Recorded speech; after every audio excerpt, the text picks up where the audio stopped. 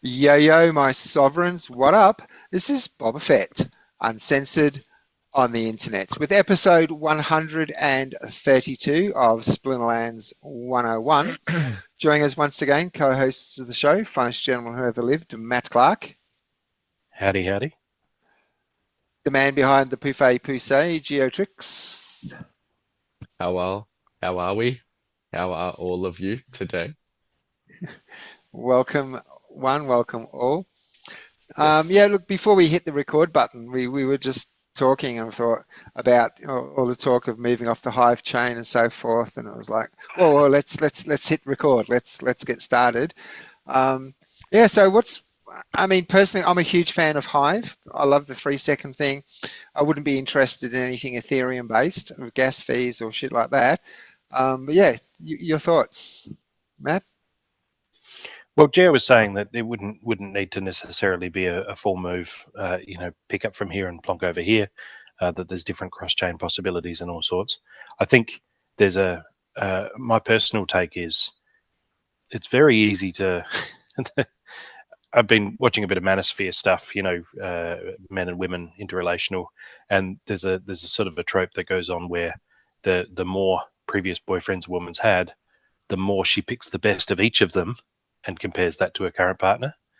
So yeah, well, yeah, but my ex Dave, he had a bigger house, but my other ex Stuart, he had a nicer car, and my other ex Tom, he had a better job. And so comparing the current guy to the best of the previous guys, who none of them proposed anyway. So it's kind of like, well, and I feel like there's a mindset at the moment where I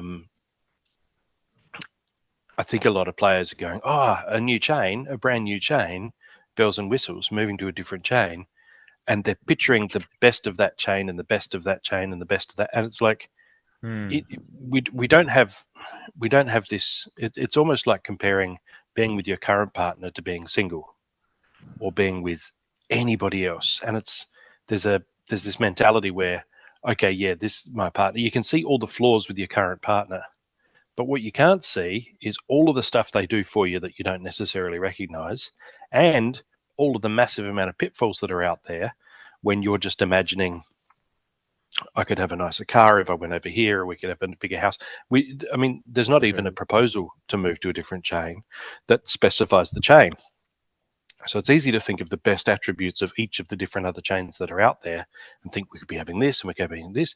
And then, some of these chains are offering a big stack of money. But it's like, well, those chains that offer a big stack of money, which one specifically? What's the offer specifically? Because we've got this specific chain that we're on now. And any problems with that, it's easy to just say, well, here's a problem, here's a problem, here's a problem, against an idea that's just an idea. And there's no specifics to point to and say, here's a problem with this, here's a problem with that. So it's almost like it can be a very appealing prospect, but the nuts and bolts is where it gets, could we have human readable account names? Do I even know that, I'm coming up against Fat Jimmy again? Will it be Fat Jimmy on an EVM chain, or will it be 0x P13A2? Right, account recovery, account creation tokens, the RC system. Like, there's so much stuff that Hive does, but people don't kind of necessarily recognize that, I think. So I kind of feel like I'd love to see Yabba come out and say, okay, here's all of the complexities and problems that we would face moving to a different chain. These are the reasons that I don't want to do it. And for Matt to basically commit to, while I'm in the chair, we're going to stay on Hive. Yeah. So moving to a different chain would necessitate me selling it, because I think that would pull some of the sheen off it, because there seems to be a mentality at the moment where people go, look, if we can just convince Matt to do the right thing and move chains, everything will be rainbows. And it's like, no. First off, we shouldn't be trying to convince Matt of anything. He's done more research on any of this than any of us. Show some humility and just back the guy's plays, or leave.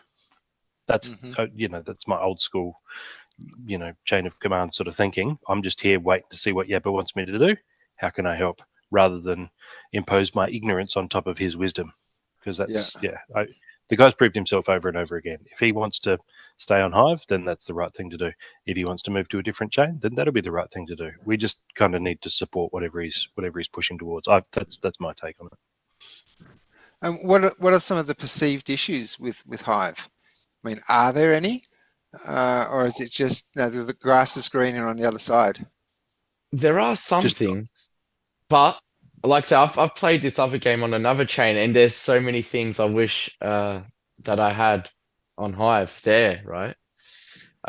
Sometimes there's a Hive, there's like the congestion with the chain, but that's not too bad. Relatively, like I haven't had too many issues with that. But that's one thing that can be a perceived issue, you know, if the game even grew and all that, and there was more activity and whatnot.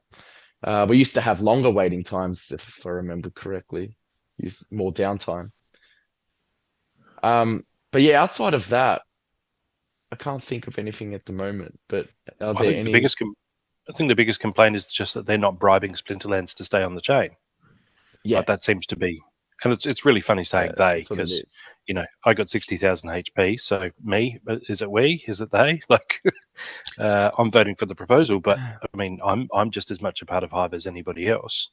So when I Yeah. say what I are mean, Hive doing, well, it's it's me. not really their duty to keep the game afloat, to be honest. Uh, it's not their duty. If you really think No, about well, it, like I it's not think their I think we're out of responsibility. I think we're out of the realm of ethics and into the realm of tactics, though. Right? Mm. Is it in Hive's best interest to keep Splinterlands on chain? And how much are they willing to pay to do that? And I kind of feel like $500,000 is not a lot of money to in the broad scheme of things. I mean, to No. me, it's great to pay off my house, but Mm. at this level, I kind of feel like $500,000 is, if Yabba had said, look, we're going to need 1.5 million, then I'd appreciate why the proposal's not passing. But I kind of feel like unless there's something that the Hive community are feeling is a pitfall to having Splinterlands around, like some of them feel like Yeah. they're just as jubilant at the idea of Splinterlands leaving as a lot of the players are.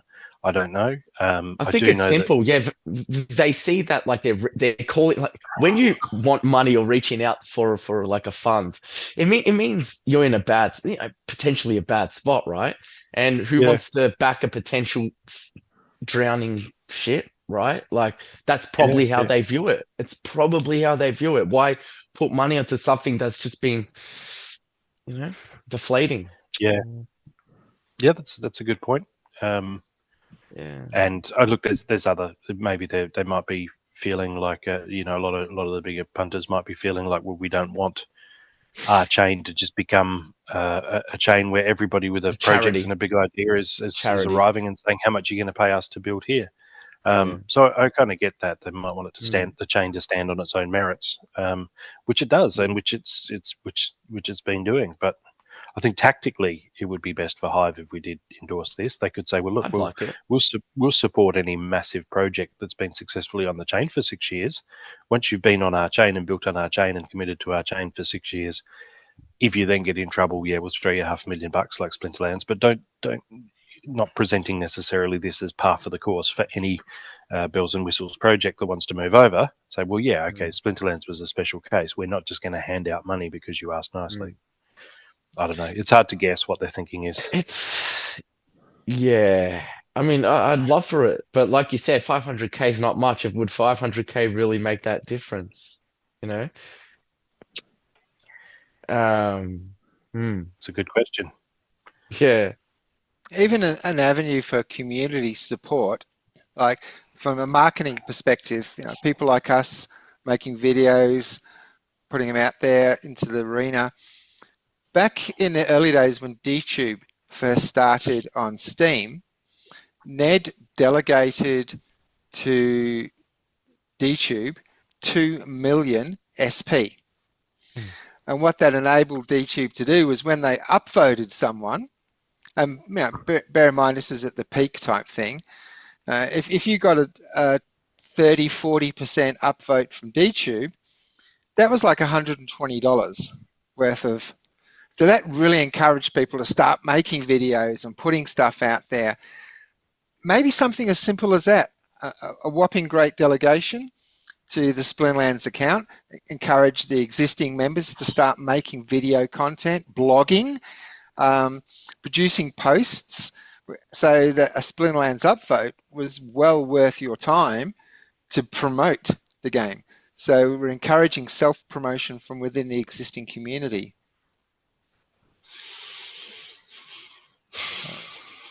Doesn't pay the server costs. That's the thing. It doesn't pay the server cost. Yeah, and there's that would have nobody on been Hive that great doesn't in a know. bull run. That would have been great when like things were going crazy. You know, at the high time, on the high tide. But there's no one on Hive that doesn't know about Splinterlands, right? Like we need to be looking outward, saying how can we recruit others, and that is. And this is why I think cross chain, because you're coming into their ecosystem, building on their ecosystem, and then you can make a bridge between. I don't know. I know I talk about it like it's simple, but like bridge between that ecosystem, Hive, and so there's potentially more liquidity going back and forth. I don't know. Yeah. I don't know. No, it's interesting because there are a lot of players on other chains. Yeah, if we can tap into that, that's great. But how do we attract them, and how do we make it easy for them to maybe use their Solana login to play? Even if there's some automated, like say your battle wins are paid out in SPS, but automatically go through the liquidity pool into Sol or whatever you've selected for your account. So you say, what do I want to take my rewards in? There's Glint. But then rather than SPS, you take it in Solana. Maybe that's how you use your Solana login details to keys and all of that. I don't know. I don't know from a technical perspective what's possible. But even if we didn't chase that big stack of cash that whatever Chains is offering, if we could just tap into those player bases, I think we'd be doing really well. But then what's involved there, and I'm sure that Yabba and the team are trying to get that happening. So I had a good chat with Claiborne the other day, actually, just on DMs, just about it all. And it's the game is, I think, in decent shape financially, right? It's going fine. We're not about to hit the wall. It's just that Matt is very cautious, and that's why he was panicking when Aggie was spending. And so Matt wants to make sure that we've got a year's runway, even if we sold nothing, rather than 6 months. But I think what's happening is because he's not a salesman, he's demonstrating weakness in ways that people are seeing as, wow, crap, we're about to hit the wall. And we're really not. Like, we're doing fine. We're obviously, like any business, they need to keep selling product. They need to keep shifting product. They need to, the new Rebellion packs to sell and the like, and promo cards to sell. But he said in the last town hall, we're constantly stripping down our costs. We're getting better with saving costs. They could save by stop paying us to produce this show. What do you reckon, Bob? They cut the funding to wow. Funding I'm not sure. I'm not so sure I'd want to do it anymore with if they took away my retirement fund here. Yeah, we're definitely not doing it for the dosh. Cheers, like you guys are getting paid. Yeah. Where's my split? Yeah. Nah. For the record, it's just the fat upvotes. That's all we're in it for. Is the fat upvotes and the bitches. So so I think that's probably our failing at the moment is Yabba is tactically making all the right moves, but publicity-wise, he's demonstrating weakness too readily. He's saying we need to do this, we need to raise money from here, we need to get whatever funding we can from anywhere, because I don't want to have to be in a position where I've got to sell the business and move to a different chain and all that. And that's the ship is going down talk. That's the captain standing on the bridge saying, I'm not sure what's the best direction to go. Yeah. Also, maybe that's a bad thing about transparency. You see, possibly, yeah. But if you stand back and say, well, Aggie would never have said these things even if they were true, and Yabba's saying them a year before they're true, right? And that's kind of the issue. So we almost need then Yabba maybe it's like a communication thing, media training or something to say, look, stop signaling weakness because this is a game, yes, but it's also a marketplace. But those who can see that this is not actually weakness, this is just Yabba, being the nerd, the dork who's all about the details and isn't about the people. Those people have the opportunity now to pick up bargains and say, right, the ship's actually in really good hands. We've got a captain who understands navigation, nautical. I can just we've got a good future. But all of this FUD at the moment is keeping the prices right down, which is great if you want to stock up. Like, over the last 6 years, the number of people who've arrived and been like, oh, I wish I could have bought flesh golems for like under 50 cents like you did. I'm like, well, they're under 50 cents now. This is despite me still continuing to push the price up. They're still under 50 cents each now for alpha flesh golems, which is absurd to me. But I can't, I've only got so much money to go around. I can't sort of, push the price up above $1 like I used to. But like, this is the golden age. Like, yes, it seems like, but the despair on the chart, right when you're low, and then up we go. You've had the opportunity. We've got this opportunity now to say, yeah, the guy at the helm hasn't done his media training. He doesn't know how to sell the product, but he's building a better product than we've ever had. And it's the product that decides the value of the company long term. So I'm actually kind of bullish at the moment. Just because, I guess, reading between the lines and having been a part of the community for so long, you can see the difference between Aggie's pom-pom waving, cheerleading salesmanship, which, you need, clearly, and now to the big, like, people don't get what a dramatic shift this is. They talk about Splinterlands as if there's not two eras of Splinterlands, first 5 years and then the last one, and they're very different eras. And in that regard, you can almost say the game was born anew a year ago, and it's only a 1-year-old game.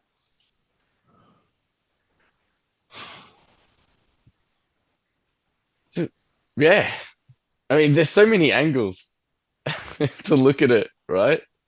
There was a lot of, during the bull, there was a lot of reckless, just crazy spending on amounts of things, and some say not much was that done, but a lot was done, obviously. But maybe a lot of the stuff that we needed to be geared for the downturn of things wasn't done and is being done now, And I guess people are comparing like other coins and other market trends to our very own, which is still not strong. No strong. But again, that's the same thing I was talking about, right?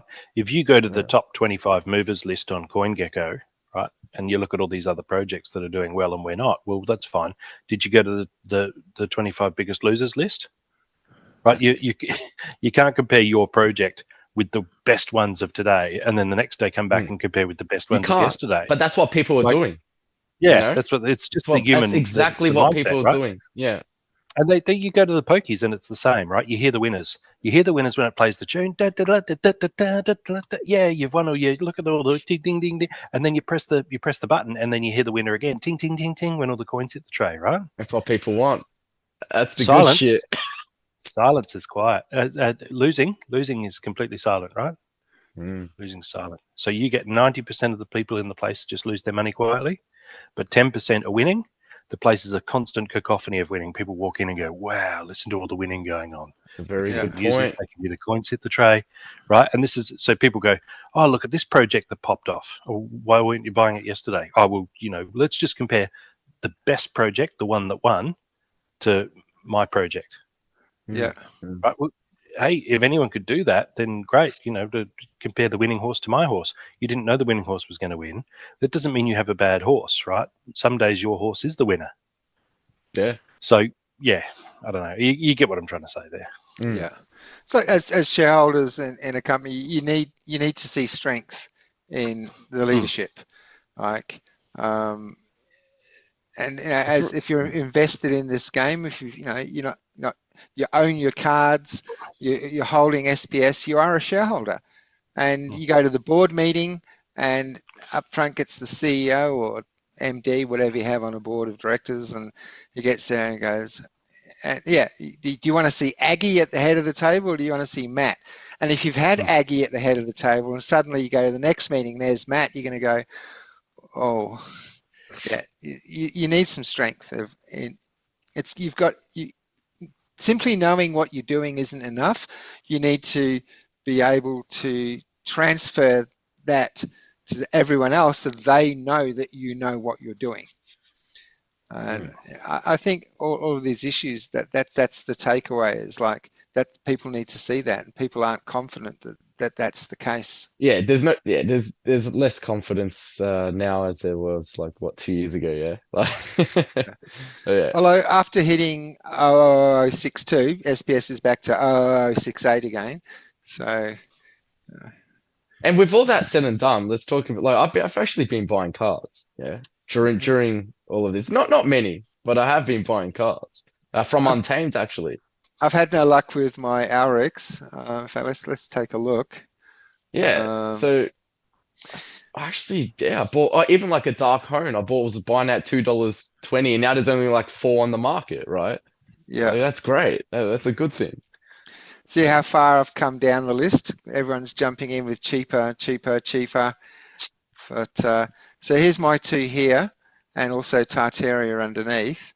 So I'm all in the the $2. Everyone above me is in the $1 region. 126. Shit. Yeah. There's a maxed for 141. But still, like, if I was to pull all of my Alrix off and just max the beta, I need 11 BCX to do that.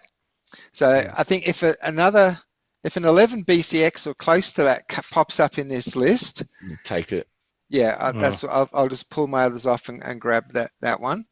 But yeah, there's been no movement at all in this, just people popping in cheaper and cheaper prices. So it works very much like an economy, huh? yeah. This service and job used to be worth this much, and then mass immigration happens and everyone's undercutting each other. Yeah. Yeah. But at this point, did you have a Lobstradamus, Bob? No.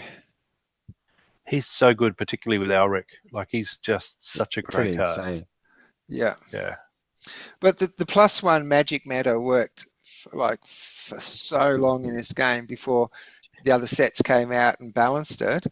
I'm still a big user. And of course, while he's on the market, I can't use him. He's not playing in ranks. He's not playing in brawls. So I'm feeling the loss of not being able to use Alric. But I think I'll give it at least another week, see how it goes. And at the same time, if I get a cheap enough 11 BCX up here in that time, yeah, I'll pull my 3 Alrics and max the beta. Yeah. Oh, here we go. Matt's doing it again. What have you done? Yeah, it's just a one BCX Lobstradamus I had spare. I've got mine maxed, but I've been using him so much recently. There's just this real confluence of skills, and I don't know. So defensive. He's such a great defensive, especially because he's got shield. So if you're expecting a lot of like range damage or melee, like he's such a good all rounder. And for 6 mana, he's just I'm really falling in love with Lobstradamus all over again. And when you say Alric, I just straight away think Lobstradamus. Right. So that extra +1. So he'd be a reverse speed card game with blast. That would be handy. Oh no, shield. Yeah. So as he gets bigger, he gets thorns, and where are we here? Okay. He gets thorns and magic reflect, and so I like to put him up the back, or I use him as sniper bait in second position. So he's great for because he can get hit by sneaks a lot and do them just as much harm as they're doing him. Yeah. Right, unless he gets poisoned. But because he's got shield and thorns, you put him up the back as sneak bait. He's still doing damage, right? Especially with Alric now. He's doing at max. He does two magic damage. That can become 3 magic damage with Alric, right? Yeah. So he's just sitting up the back, just firing off shots. You're hitting him with sneaks all day. They're getting hurt. He's not taking much damage.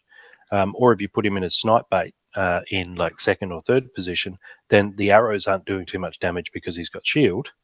And again, when he gets to the front, if they do still have a melee, they're copping, the shield and the thorns. He's just a real solid unit. So I don't know if you can see your way to maxing him at some point when you've stopped just throwing money hand over fist at Alric. But yeah, Alric and Lobstradamus, as soon as I think of one, I think of the other. Right. Okay. Actually, while I'm here, I'll just quickly, whoops, wrong tab. Quickly do my land. Oh, there we go. Because I've sort of set it up now, so when we have an episode, it's time to harvest. I'm a bit behind because we were late with the last episode, so let's do this. One legendary totem fragment could solve all my Alric problems. Not there.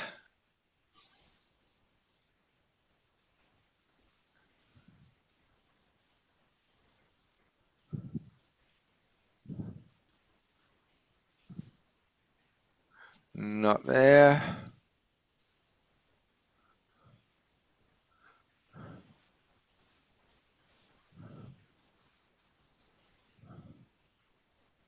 Not there. Okay, last chance for a legendary totem fragment. I haven't had a whiff of any, not there, any fragments. I had that one period like 2 weeks in a row with harvesting. I got a rare and a common, I think, but haven't seen anything since then. Which is actually while I'm here, might as well go shopping, huh? Has anyone else Yeah, got go anything for they it. want to cover in that? No, all right. Shop. One thing while you pull that up is in the town hall, Matt said it'll be 10 times the burn price to unlock soulbound rewards, but also that they would be viable for land use as well as battle use. So they'll just be unlocked. They won't be like unlocked for battling, but also an additional cost to unlock for land or anything. It'll Yeah. just be 10 times burn, and then then you're good to go. I don't know if we've had confirmation yet of whether that would increase that specific card's burn price if somebody did then go to burn it for DEC. Yeah. I don't know how that works because you don't want to pay 10 times the burn price and then you've got a card that if you burn it you only get back the burn price, right? I don't know. Yeah. I guess he'd probably want to keep it at the burn price though when you actually burn it, because then you've got a card of the same card at the same level on the market. You don't want to have one of them has, although actually no, that's silly because they're all, I don't know, never mind. I'll think it through and then I'll start talking. All right. No worries. All right. So I've got my commons, my rares all maxed. So epic's next in line, but I think I'll start off with the 30 ultimate chests and then spend what's left on some epics. Let's see how we go with 30 ultimate chests.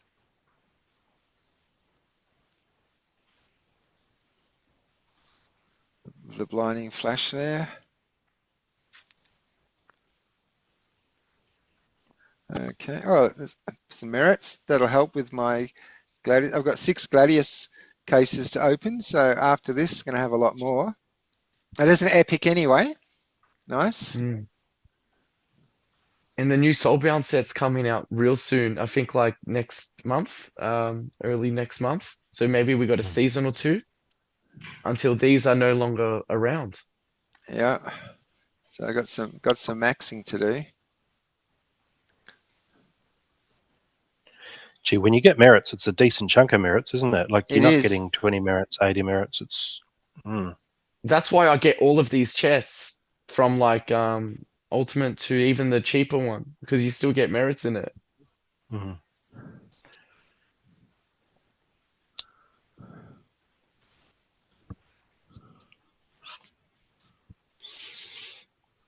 Yeah, that's a lot of cases there. Maybe I'll do that. I'll buy a few merits, and then because I'm just going to go on a Quora hunt today. Mm-hmm. Today might be the day. Might be. Might be the day. All right, so let's see what we got there. Today might be that day. Look at that, 16,000 merits out of that pool. 7 So packs. No, 8 packs. Yeah. 8. Whoops, where am I going? I went too far. All right.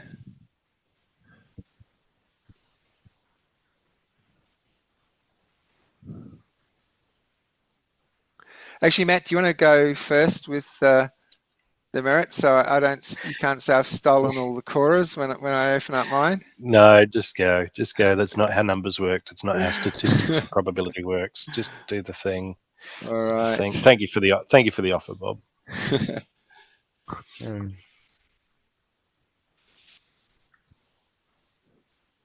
it's too painful knowing you just can't get one. And here Bobby's opening them up like candy. Throw it on one. the pile. All right. 2 epics and a Oh. legendary. Nice. Larissa. Nice. Marisol. Marisol's And good. Cora. There's Cora. Nice. Oh, It's all good. Only one though. Only one. Marisol's good value. one is. And Cora and a gold Arella. I combined him to the next level the other day. I've only used him once in a brawl and I didn't win, but yeah, he's good. As he's that 2 mana, the one you got in gold. I forget his name. It does get Arella better. Abaddon. Yeah. Yeah.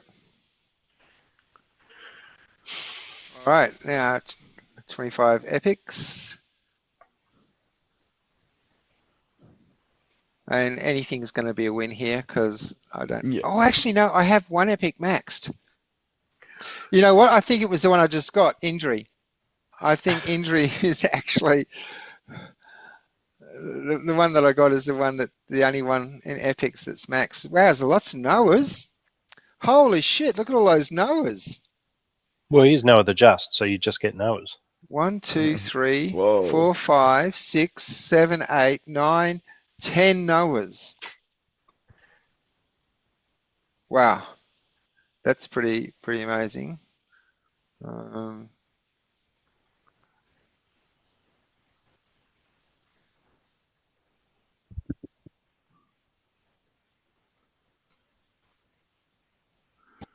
All right, what have I done wrong? Why do I have no cards?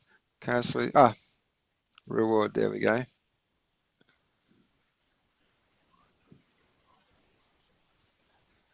Oh, wow.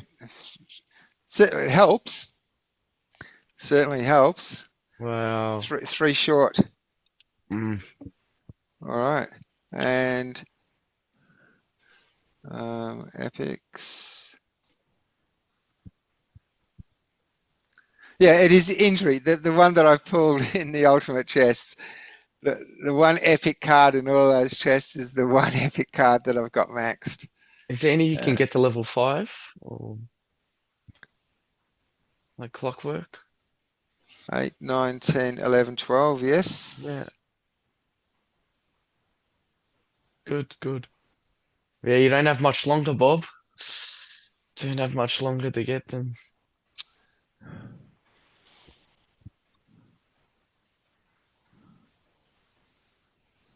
But yeah, it's pretty crazy, huh? Some people been at it for like a year or more, nearly 2 years, and we still don't have it all. Yeah, well, I've been playing at fairly high level and getting lots of rewards and that, and I'm still quite a long way off maxing most of mine. Although all my commons are maxed, I think all my rares. Krazok. Definitely legendaries are weak. No.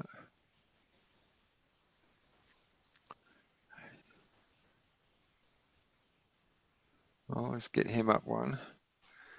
All right, so there we go. And how much glint do I have left after all that? 36. Okay, so we'll Save it. what do you think? Save or spend? Legendary. One legendary draw. One legendary? Or just major chest. Because there's still good chances of getting like epics there too. Yeah, good call. Matt, what do you think? We're going for a legendary, or are we going for some major chests? And you get more I- glint. And you get more power energy Yeah. to get more glint, and you get merits. So All right, so after that, we have enough left over for 48 major chests. Here we go. So again, some more epics would be nice, but let's see what we get. More merits. Yeah, substantially reduced though for the major chests, isn't it? Looking at those, it's only like a quarter roughly. still Oh, good though. three gold foils in that I mean, last. the merits add up. Yeah. So yeah, we got the 3 gold foils. Got another epic that I need. So two. Got 2 Evelyns. All right. Okay, I'll just take a quick screenshot of that. That just fits on the screen. Actually, I don't need the top row. Might want the bottom half. Yeah. Yeah, I don't need the top row because there's no cards there.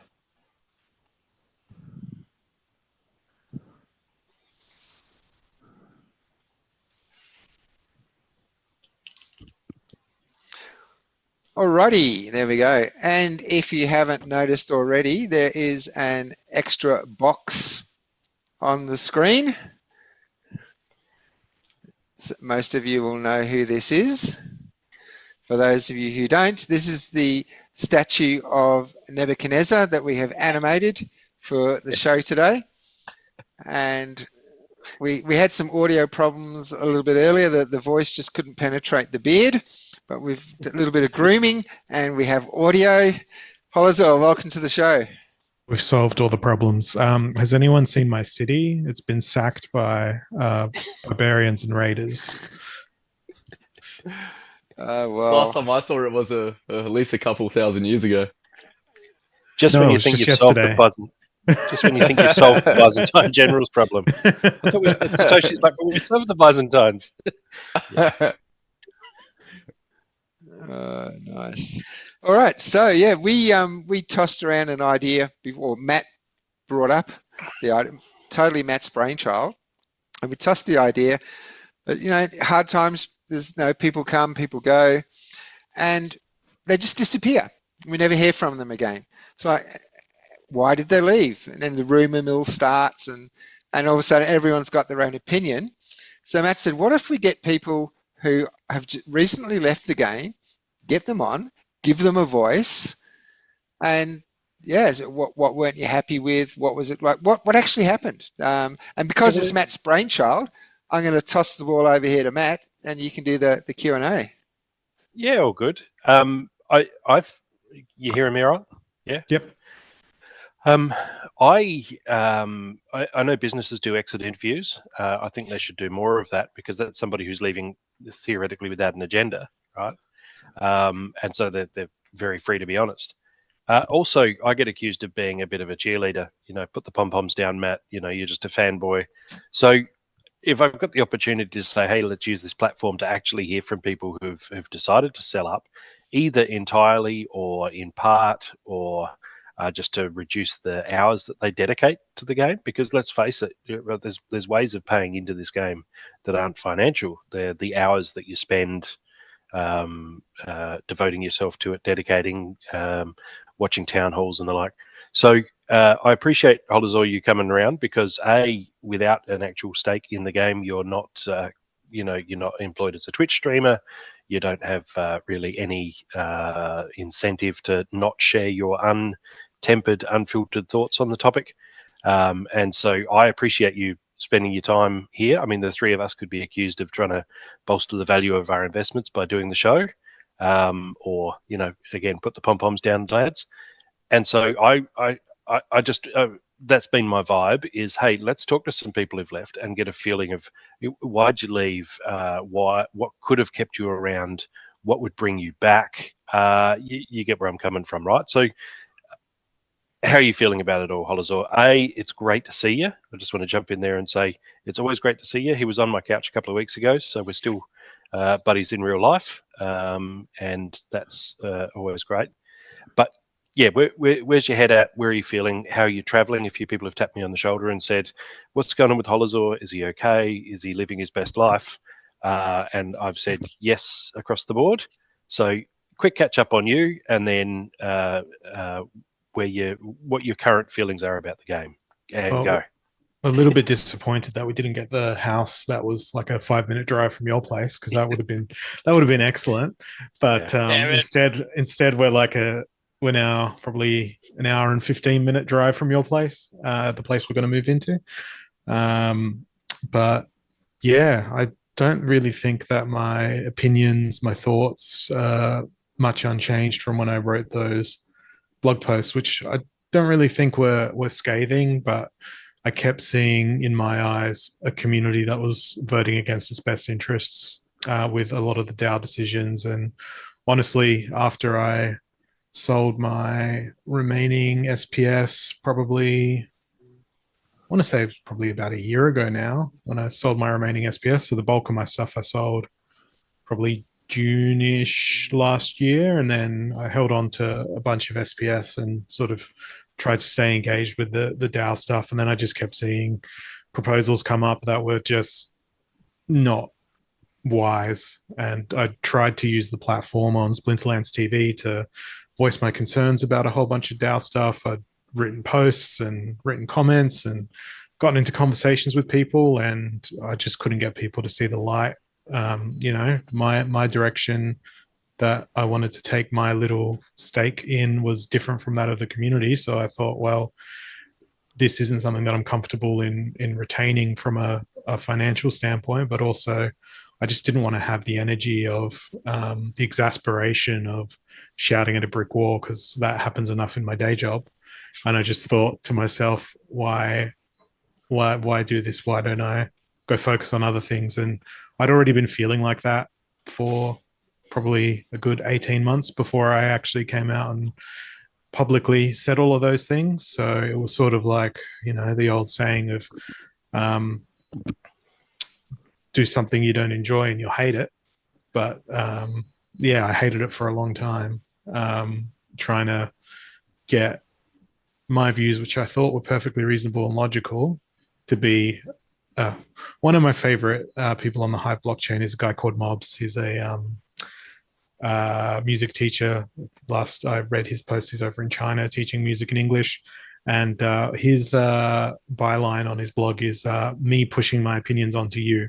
And that's sort of how I felt with my DAO votes and my comments on proposals and that sort of thing. So yeah, probably once every 3 months, I've gone in and had a look at what the DAO proposals were after I sold my stake, just to say, hey, should I have regretted my decision? And every time I've looked at it, the proposals that have sort of gone up, and I'm not going to name particular proposals because I don't remember them, I've sort of looked at it and thought, that doesn't seem like a good idea. Why did that pass with 90%? Or this one seemed like an excellent idea. Why did it have only 17% approval? And I've sort of been bewildered and puzzled by looking at it externally now with no skin in the game, to go, if this was a corporation or a business or something like that, why would people make these decisions? It's just baffling to me, some of the choices that have been made. So I don't want to say that I feel vindicated, but I feel like I managed to preserve somewhat of the value that I built by being involved with the community for so long by exiting when I did. And I don't mean that with any malice or ha sort of thing. I mean that with I wasn't enjoying it to begin with. So it was like, okay, cool. Aggie always said, if you don't enjoy it, you could just sell your stuff and leave. And I thought to myself, well, I'm not enjoying it, so I'll sell my stuff and leave. I know about several people who often, or who have in the past few months, told me I should have left when Hollow left. Yeah. So, and especially after that HBD proposal you did, I thought that was excellent. I thought that was just, imagine just all that money that could have generated, curating. Yeah. Yeah. Oh, well. You raised the really good point, like the greatest problem and downfall with democracy For democracy to work, you need a well-educated, informed, intelligent citizenry. But when 80% of the citizenry are duped, brainwashed by a monopolized media or easily convinced, then you don't actually have a democracy. So do you see an analogy there with weighted voting? Yeah, I think I do, but even with, you know, democracy, you've got people who are sort of platformers and, you know, these popular figures that just want to push their views. And sorry, my robot vacuum has come in. You can probably hear that droning in the background. It's very well timed today. Audio issues, and then a robot vacuum comes to visit. It's trying to listen in on what you're saying. It's recording you for the CIA. It is manufactured in China, so, you know, who knows. Yeah, you've got these sort of, and influences is probably the wrong word, but you've got people with large platforms, or they're a celebrity for some reason, and everyone looks to them for, hey, what's your view? What's this person's view? And they've got these sort of parasocial relationships with people that, you know, doesn't actually teach people to think for themselves. And they just go, oh, that person I like is doing this, so I'll go do that, as opposed to sitting down with a book and a pen and a paper and going, okay, what does this person say? What does this other person say? And how do I come to my own conclusion as to what I think is the best thing? It's a lot of bandwagon leaping and clinging, and circle people trying jerking. to ride on others' coattails. And circle jerking is a great word for that. Yeah. I'm trying to put myself back into work mode for Monday and be tactful. I forget that I don't have to be as tactful here. But yeah, it's something that it's really disappointing, and you do see it in broader society. And it's good that you bring that up, Bob, because it's really upsetting, not just in the online world to see that happen, but also in the real world with, you know, a bystander effect, and, you know, every person falls over and everyone pulls out their phones, and someone's just got to stop and pick that person up off the ground. And I think the greatest meme I could probably apply to how I feel about that DAO is that meme of the person riding the bike. They stick the stick in the axle of the bike and they fall over, and they blame someone else. That's how I sort of felt that the DAO was. I think the first probably 20 proposals were good, and the community was pretty balanced and rational about voting in their best interest. But after that, I think it was just, I can't sort of say it's a single stakeholder or a single person, but, you know, we can go back and look at who voted for what and all that sort of thing. But the fact of the matter is, you can't change the past. You can't change what has occurred. You can't change what has happened, but people can change their perspective based on, you know, this thing happened and this thing happened, this thing happened. And yeah, for me, it all started going downhill with the DECB proposal, when I'm like, no, this isn't limiting the DEC inflation. This is just, you know, redirecting a rose by any other name. It's just DEC in POG form. Yeah, but I don't know. I could ramble like this for ages, but I feel like I've already said all of this stuff in the past in posts and on my streams. I think people watching this will probably just be happy to see your face, because you've been such a part of the game with your Twitch streams for so long that I think just saying, hey, look, there's you know, somebody who sells up and moves away isn't necessarily dead and gone just because they're not on your screen right now. I think too, something you pointed out there is decentralization is we need to work out how we do this thing, because effectively we're saying, hey, do you want to come on a bus ride with us? Oh, who's driving? Oh, we're going to fight over the steering wheel the whole time. We're just going to fight over the steering wheel. It's going to be great. Right? Like, how do we get away from that? How many seats are on the bus? Bus? We don't have a bus. What are you talking about? We're all riding our bikes in a peloton. It's I don't know how we do this, because you look at, I'm thinking of Dwayne the Rock Johnson, and he does movies, and he doesn't come out and famously doesn't have any political or whatever beliefs or opinions about anything, which is wise, right? Because anytime you say, man. oh, here's where I stand on whatever, the death penalty, abortion, all of those hotbed issues that tear people apart. Well, as soon as he does any of that disambiguation, then he loses half of his audience, right?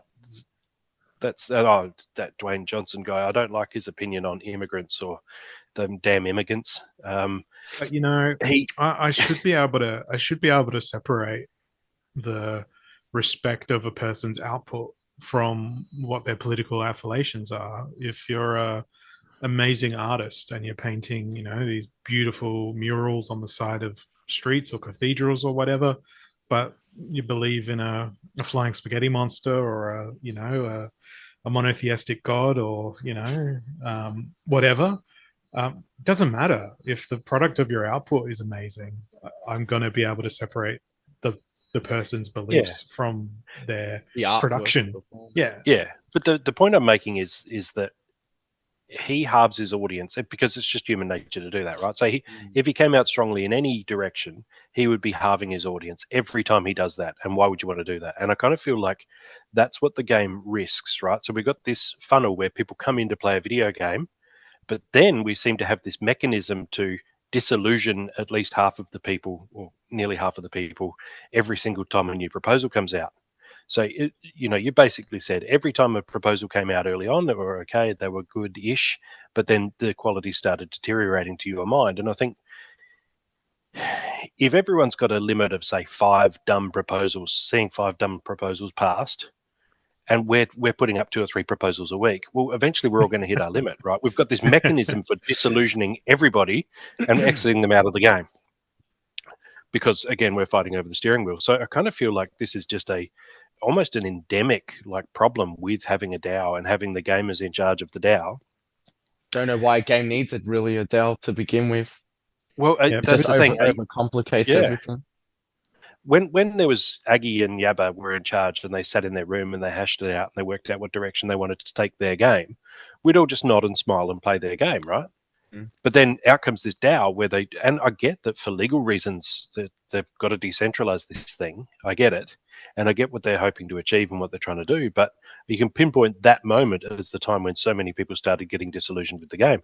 And I don't have a suggestion here. I don't have any solution.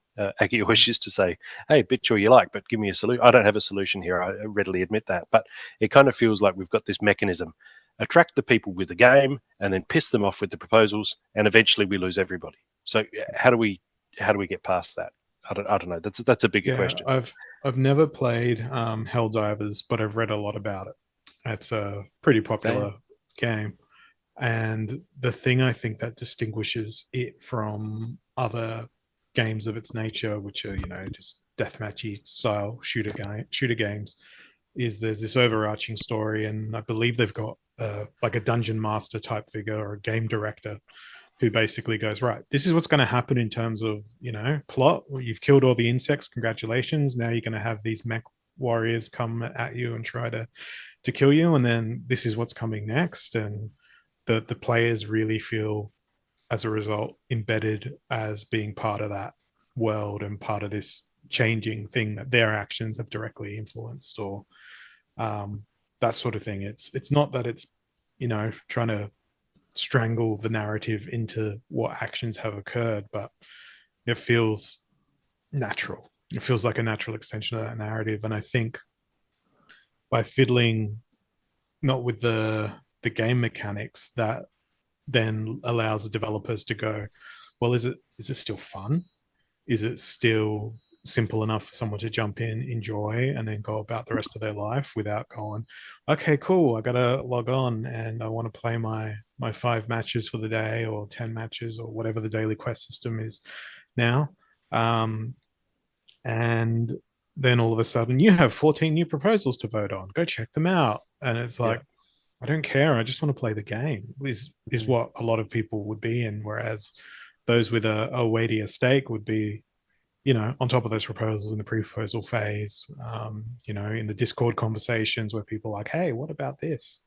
Or in those council discussions, or indeed the town halls every week, to sort of go, hey, what are we planning? What are we doing? And sometimes you need to let change embed.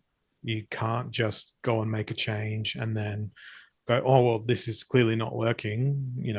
I want to go lose some weight. I'll go for a run around the block. I've gone for a run around the block on one day, but I haven't lost any weight. It isn't working. I better go join the gym and, lift weights. One day later, well, I'm still not losing weight. What's going on? You got to let a change embed and have its effect and assess what's happened before you then make another change on top of that. Because then it's impossible to assess the value of any one individual change. Well, I think what happens with Minecraft is interesting here, because they get a lot of engagement on their mob vote. So once a year they do a mob vote where they say, here's 3 candidates to things that we're going to add to the game, different animals or monsters, and you can vote on that.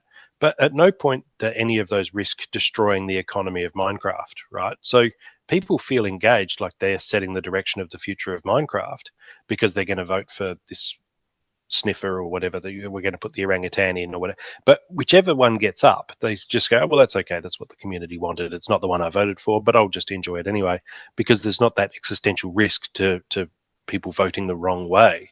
Minecraft will still be fine, and the developers have only made available 3 options that are okay, right? And so there's a simplicity there to get that.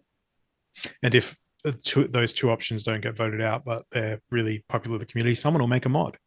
That's the that's the glory of true. Minecraft. True. So I kind of feel like, in a way, we've given too much power to the community, to the SPS stakeholders. And again, Yabba's always like, hey, it's not up to me. It's not up to me. It's not up to me. You guys just fight for the steering wheel. And so if we have confidence that the community is going to do what's best for the game, then great. But why would we have that, right? Just because somebody stumbled into a video game and maybe somebody's got some real deep pockets, buys a heap of SPS, why would that therefore mean that they understand the nuances and like you said, give a change a chance to embed before you then make another change and another change? And then suddenly we've got the devs just working for the guys running the proposals, right? Because Crypto Eater just sets the direction of the game because he's got 38 million staked SPS. Then the devs are really just working for Crypto Eater because he's the one deciding what happens with the DAO. So, and I'm not saying that's the case. I'm just saying, how do we prevent this? So, would you say that that DAO mechanism, and I get that it's in place for a reason, right? The game needs to decentralize to avoid being a centralized product for legal reasons and the like. I get that, but do you think maybe that the DAO was the beginning of the end for you with Splinterlands? Would that be true? I think it was the start of hope, but human nature has clearly gone, oh, I can have control. And then going back to what I said earlier, being able to separate a person from their output, and saying I respect that person's product or whatever it is they've created, but I, don't really care about their political views or whatever. Sometimes you also need to criticize someone's idea. We're not criticizing them as a human being. You're saying, hey, I don't think this is a good idea because of X, Y, Z. And people will go, well, why don't you like me? And it's that they fail to separate that criticism of their product from themselves, just as people can fail to separate political, religious, spiritual, whatever beliefs from a person's output. So I think it's a bit of a two-way street where, for the most part, a lot of people are just like, I don't care what you think of my ideas, just respect me in the way in which you talk about them. But a lot of people, just in the way in which they will potentially comment on something, it'll be they're trying to defend themselves as opposed to trying to defend their idea. And that for me is sort of one of those things where there has to be a separation, and without that separation, you just get into flinging mud at each other. It's interesting though on Hive because people can ruin people's reputations with downvote, reward them handsomely for something that agrees with them, and yeah, it's something that I haven't thought about for a long time in terms of how it impacts sort of the fabric of those social relationships, where it's like, oh, if I'm nice to this person, even though I don't like them, they could give me something. They can give me an upvote and I can get some Hive out of it, where it should be, I want to be involved in this conversation because I feel strongly about this matter, and being rewarded for feeling strongly about that matter doesn't matter. I feel strongly about this matter and have to say something. And I don't know. I wonder if A Hive place would of be passion yeah. I instead wonder of if a Hive. place of fear of crossing someone who usually votes for you. Yeah, I wonder if Hive would be a way different place if the default was just decline rewards, and you had to actively change decline rewards to accept rewards. Someone would obviously write a script to automatically change it from decline to accept, but it's one of those things where I haven't been doing a lot of commenting or stuff on Hive recently because I don't feel like I've had anything to add to the conversation, and I don't want to go into conversations just to be seen as someone who's going to go in and farm some rewards out or that sort of thing. If I don't have anything to add, and then furthermore, if I do have something to add, and people are going to potentially misinterpret that as an attack on their character, then why bother getting involved in the conversation at all? It's not so much a talk about Splinterlands now as it is a talk about I don't know. I think that my propensity to put up with bullshit has just plummeted dramatically over the last 2 years or so. And maybe that's just me becoming older and wiser or more jaded. But I don't know. Not caring as intently about a lot of things has really sort of made me a happier person. On that happy note, what would bring you back? Is there anything? Are you done and dusted, or is there some change, or we bring out the Holozor card, who's got great attack speed? No, what would bring you back? I don't think anything would. And honestly, as passionate as I may have seemed, I don't really feel like my heart was ever really truly in it. I remember when we were sitting around in your lounge room, Matt, with our old friend Stefan, and we were opening, alpha packs for the first time. And I think I made a comment along the lines of, it's just going to be like every card game. There'll just be more editions later on and more money and more schemes to buy new packs and whatever. It's like every trading card model. And then I think I just fell into the hype and the excitement and, genuinely enjoyed it as a game for a while. But then that slowly decayed, like everything sort of does. I really marvel at people who went to nursing school in the 1960s or 1970s, and they're still a nurse today. And I just think to myself, how on earth can you do that for 40 fucking years and just keep going and keep going and keep going?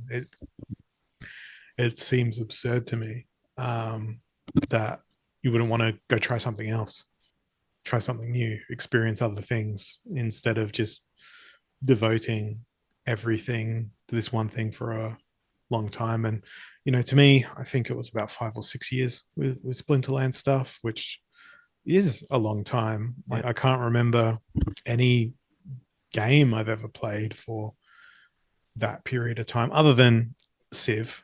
Civ is one of those timeless games that you can just pick up at. Yep. I recently got back into Civ 5. I think I had around 380 hours logged before I got back into it, and now I'm up to like 440 hours, and it's probably been a month. So yeah, I would embarrass myself if I told you the hours. Yeah. It started with a friend who was like, "Oh, we should like play some co-op Civ," and we started playing some co-op Civ games. And then I'm like, "No, I need to play single player. This is going too slow for me." So yeah, brilliant game. But so yeah, I actually have a question. Outside of SPL, not crypto, right? Like, is there any other things that you are involved in or are hopeful about? It could be AI France, game France, whatever. Is there something within the crypto space that you are looking at or I are think I've involved with, I think I've or you become just a bit out? of a I think I've become a bit of a BTC maximalist. Okay, That's my main crypto holding these days yeah. is BTC. For a little while, I was playing around with Wax and making some NFTs and that sort of stuff. But again, that was something that I sort of started to grow tired of. And, there's been some legislation and bits and other pieces that have sort of made that less favorable to sort of pursue from a legal standpoint. Nothing to do with like copyright or anything like that. Just relating to the way in which particular types of content are viewed by people. But yeah, crypto, like to me, it's BTC is inevitable. Like with the halving projections, and I don't need to talk about how The user mechanics of base, BTC the works. big guys in it, Yeah, the it's here to fact that stay. it's got ETFs now, it's a mainstream asset now, but it's still not mainstream. And the moment you can go down and pay for your groceries in satoshis, will be good. But I won't be spending my satoshis. I'll continue spending my fiat on groceries. But yeah, like I think the crypto space is sort of not necessarily the land of grifters, but just the land of the naive for a big part of it. But that is also a reflection on society. There's so many people who fall for the, betting arbitrage scams where it's like, open up 17 betting accounts and place all these bets on these various horses, and you'll come out in front on one of them because mathematically it's impossible to not. But, the person's at that point $4,000 in the hole before they see any return. And then all of a sudden they don't realize that all those betting companies are owned by the one conglomerate, and they can see, oh, this IP address has made all of these things. Sorry, we're banning you. It's there is value out there in a lot of crypto stuff, but there's also stuff that is trying to be crypto for the sake of being crypto when there's more efficient ways to do it. Yeah. And I think You're over that trying to Yeah. find that speculative thing, and you just want something solidified. It seems like you're at that point where you're like, no, I want something that's just tried, true, and tested. And you're always going to have more value out of something that's got solid fundamentals in it, as opposed to thing. Yeah, sure, you can go and run around chasing the meme coins and all those sorts of things, but what's the point? You're gonna make the same return long term if you just go for something that's got that core true value in it, because the other stuff will flop unless you time it absolutely perfectly, or you're running the scam to begin with. yeah.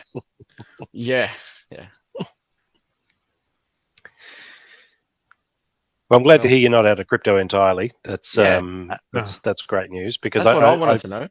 I honestly feel the only loser move is to stack dollars. Right? That seems to me like the obvious. Like that's just the dumb thing. And if you do that, then I'm sorry, you're a lost cause. Yeah. So yeah, I mean, whether it's BTC or yeah. So I don't know. It's there's a certain peace and tranquility, I think, in just being a BTC maxi too. My one big misgiving with Bitcoin is that I kind of feel like I got a fan theory that Satoshi may one day just dump everything and buy his 100 favorite alts. And that's been rattling around in my head, because his whole thing was decentralization, right? So what if he didn't want to just decentralize money? He wanted to decentralize crypto. And he waits until all the big concerns, the big political behemoths, your BlackRocks, they've burnt through a whole lot of political and economic capital to hoard Bitcoin. And then he goes, oh yeah, I don't want to play with you anymore. And he's Andy dropping the toy into the bin. Right? And then his 100 favorite alts that he's been researching for the last 5 years, just boom, because that would be it, right? That's the death of the nation state right there, which is Yeah. likely what he wanted when he considered, when the Genesis block had Chancellor on brink of second bailout for banks, which I've actually thought of getting it as a tattoo, right? So I'm heavy Hive, I'm heavy Splinterlands, but I still love Bitcoin, right? But I kind of see it as the, where we started. I was thinking I'm going to make a great tattoo is high pain toller. Pain toller. Welcome to Jamaica, man. Have a nice day. My pain toller. Well, it's kind of like Matt knows about this. Is my tattoo idea. Whenever people are like, "Oh yeah, I got tattoos," I always say to people, "Yeah, I got massive Yakuza tattoos on my back," and the people believe me for some stupid reason. I want to get a tattoo on my back in really small, nondescript text, like Arial size 8, massive Yakuza tattoo. So it's like you end up taking your shirt off, like, yeah, have a look at my massive Yakuza check tattoo. it out. Wait, where is it? Oh, if you look up. Look between the folds of fat and you'll find it. Yeah. But yeah, look, I understand with the whole BTC thing, the foundation is the strongest. It's strong. It's the strong foundation, right? It's the beginning, the basis of everything else that has grown from it, all the building blocks. And like transaction fees aren't high on it anymore. The transactions are really quick on it now. All those, I dare say FUD about BTC back in the day. Yeah, it was valid at some point in time, but Gone. that was just growing pains. The one thing that I definitely do not like is, governmental overreach into things like that. I mean, try buying Monero on any Australian exchange. You can't. Even Dash. Yeah. You can't. Yep. Yeah.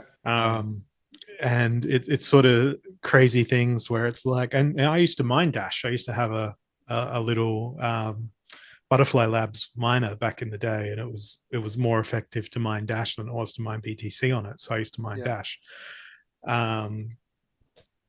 But yeah, it's just absolutely crazy how it's trying to disconnect the crypto from a good game. And to me, Splinterlands just stopped being a good game. It didn't matter that it was also crypto. And, when the NFT craze came through, it was sort of like, yeah, I've got these things called NFTs. I've been playing a game with them for like 4 years now, guys. Like, come on, keep with the times. I'm with it. Yeah. Yeah. And even now, a lot of people just don't understand what an NFT is. But I think upload your dick pic, call it an NFT, and well, you can do that if you So really that was want. actually spread to a lot of accounts on Ergo. It was called the BBC token. Everyone got airdropped black dick. Yeah. Actually, on that note, we're going to run out of our free Zoom time very shortly. So, Hollis, I'd Great like ending. Thank you for coming on to the show. And if you're watching this, if you have your gripe, you've left the show, you've left the game, you want to air your grievance, hit us up. Either of us, hit us up on Discord. And this is a wrap for 132. We will be back next week for 133. Again, comment below. Do you agree with Holozor? Do you disagree? Let's hear from you. AKA Nebuchadnezzar. I'm Boba Fett. Peace out. Thanks, everyone. Thanks, Steve. Great to see you, mate. And so good. Yeah.